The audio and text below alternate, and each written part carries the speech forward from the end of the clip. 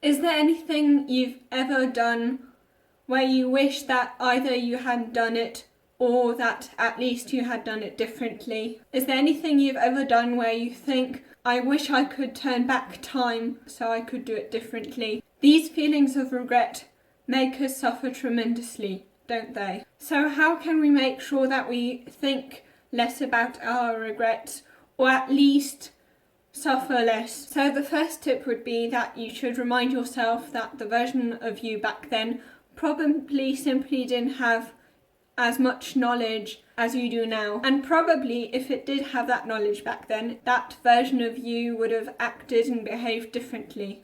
And probably you've changed a lot since then. Probably if you were in that situation right now, you'd react differently.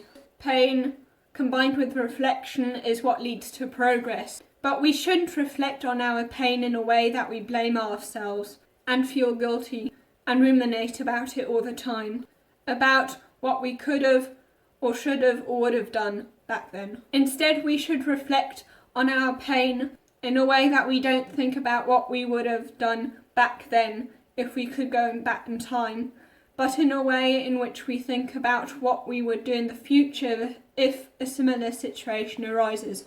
And then the third tip would be that although this whole situation is very, very painful, it probably is very useful, maybe even necessary, because only through that situation can you learn the lessons that you've learnt through that situation. And if you actually learn from your mistakes, then you can see it in a way that it happened for you and not to you. And maybe it's good that it happened because it was simply a lesson that you had to learn. Because life is our greatest teacher. So think about how this adversity could be your advantage. How due to this painful experience, you have an advantage that other people don't have. Those who haven't gone through the same situation that you have. Because due to this experience, you might be more motivated, more driven to change. And most of the times, and in most cases when something is important to us, when it means something to us, is because of the pain we've experienced around it. Fortunately, you get to choose whether this negative experience has negative or positive consequences. You can somehow make sure that this pain motivates you enough to change. There's no meaning except the meaning we give certain things, certain situations. Now, there may be very, very many regrets you can't change, but there are that you actually still can fix. And when it comes to those, simply fix them so that you don't have to regret it anymore. If there's something you've said or done to someone that you still see, then you can still change something about the whole situation, and then you don't have to feel as much regret. Then you can simply apologise and, most importantly, actually change your behaviour.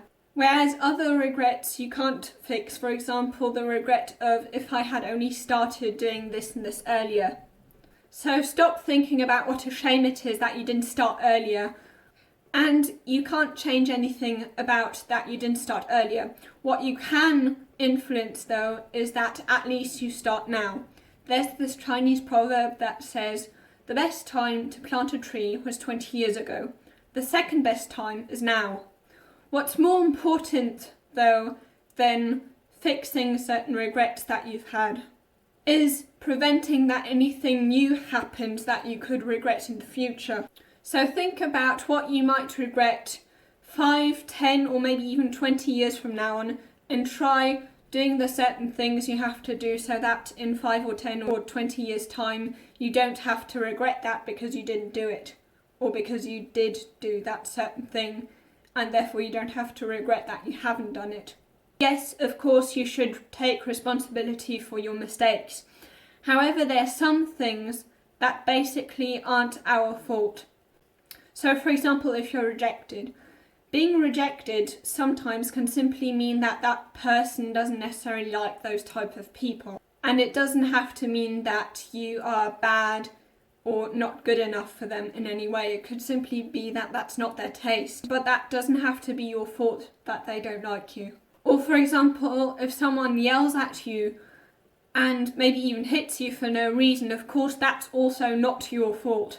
And in some cases, we think that we've done something wrong and that other people are unhappy about our behaviour, when you actually do apologise, they have no bloody idea what you're actually talking about, because they didn't find it bad at all what you had done, and they didn't even notice that you had done anything wrong, whereas you've already made this whole story up in your head that you're somehow bad and that you've done some kind of mistake, when you actually didn't really make a mistake. You just made this whole story up in your head about why someone should be upset with you when they're actually not. And then they don't even understand why or what you're apologising for. So before you start feeling guilty about something that you think the other person could have not liked or could have been offended by, or maybe for some reason they wouldn't like you because of that, ask them first whether that's really the case before you make this whole story up in your head about why they should be mad at you right now. Now, I suppose that if you're dealing with regrets, that you also have a problem with letting go of the past. If that is the case, you can watch this video on how to let go of the past.